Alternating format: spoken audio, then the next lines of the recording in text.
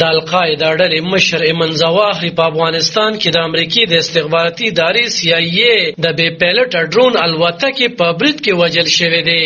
طالبانو لا د هغه وژل نه دی تایید کړي، خو دا برید یې غندلی دی. د القاعده مشر ایمن زواهری د کلونو راهیسې د افغانستان او پاکستان په بېلابېلو برخو کې پاتې کېدو او د امریکای د سار باوجود هم تر اوسه بچ پاتې شوی و. څېړونکي وایي چې پاکستان او افغانستان کې یې داسې پلویان لرل چې د حفاظت یې باوري ساتلی و او د امریکای له بریدونو بچ پاتې شوی و. د ایمن زواهری په اړه ویل کېږي چې د افغانستان ترڅنګ د پاکستان قبایلي ضلعو وزیرستان باجوړ او نورو سیمو کې په تېرو وختونو کې لیدل شوی و. د ملکي او غیر ملکي مطبوعاتي ریپورټونو تر مخه ایمن زواهری د کال 2006 د جنوري په میاشت کې په دې علاقو کې د امریکای د یو هوایي برید نه روغ وتلی و. په دغه برید کې څلور نور د القاعده غړي وژل شوي وو. څېړونکي او خبریال صفدر داوړ وایي چې په پخواني قبایلي علاقو کې د القاعده ډېر اثر پاتې شوی دی. دلته به پاکستاني طالبان او ضعیف پلویانو حفاظت کولو، ځکه د امریکای د بریدونو نه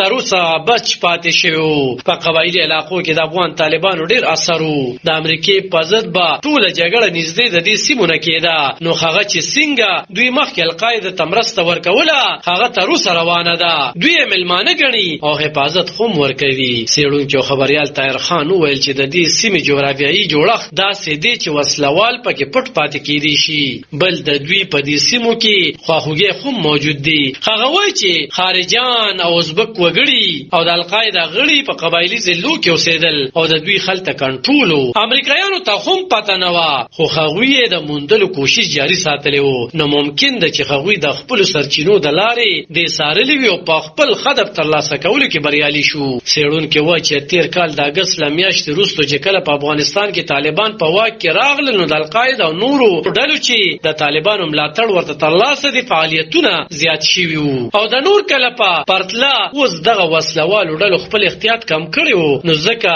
د ایمن زواهری په شان لوی هدف د امریکایي ډرون برید ښکار شو.